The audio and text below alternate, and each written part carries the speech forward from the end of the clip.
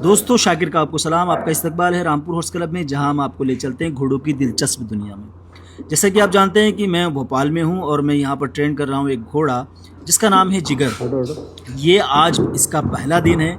यहां पर देख सकते हैं इसकी जो ऑनर है रिजवान भाई, मैंने उनसे कहा इसको आप बाहर निकालें। जैसे ही उन्होंने बाहर निकाला तो इसकी हरकतें आप देख सकते हैं। ये एक बहुत ज़्यादा डिसरिस्पेक्टफुल घोड़ा है जो कि अपने पास किसी भी इंसान को बर्दाश्त नहीं करता, और कई बार रिजवान भाई पर और इनके जो भतीजे हैं इन पर इसने हमला किया है, जिसकी वजह से ये इससे बहुत ज़्यादा डरे हुए हैं।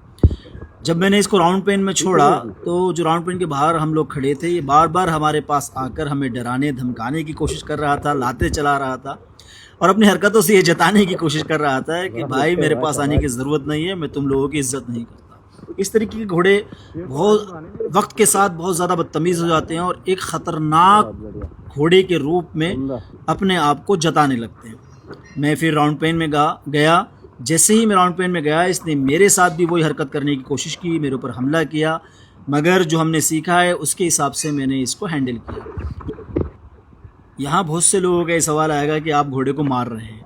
देखिए, मुझे मेरे उस्ताद क्लिंटन एंडरसन ने ये बताया है, ये सिखाया है कि इससे पहले कि घोड़ा आपको अस्पताल पहुंचाए, आप उसको उसकी हद याद दिला दें।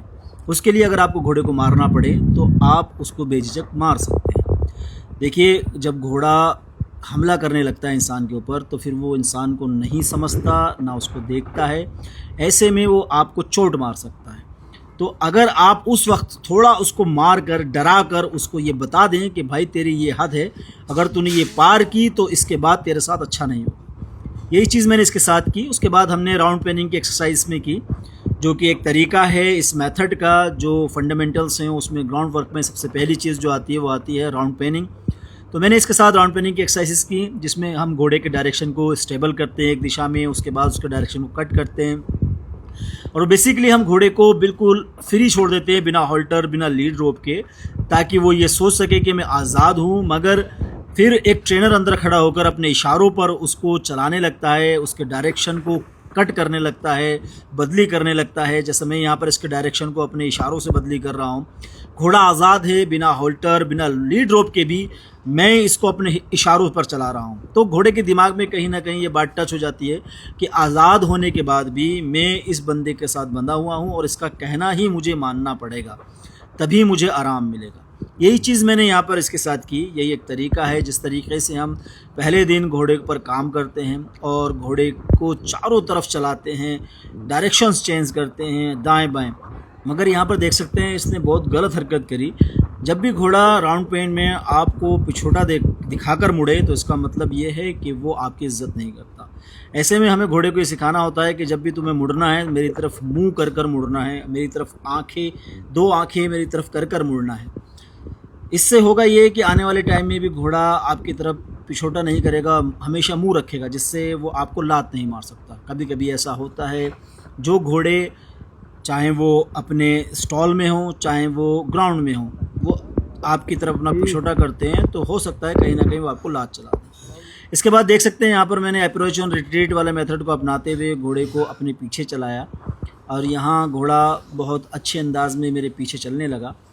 देखिए, एक अच्छी ट्रेनिंग और सही तरीके से मेथड अप्लाई करने के बाद जब रिज़ल्ट मिलता है तो बड़ा अच्छा लगता है। ये वही घोड़ा है जो अभी कुछ देर पहले मुझे अपने पास आने नहीं दे रहा था, लाते चला रहा था और मुझे कुछ समझ नहीं रहा था।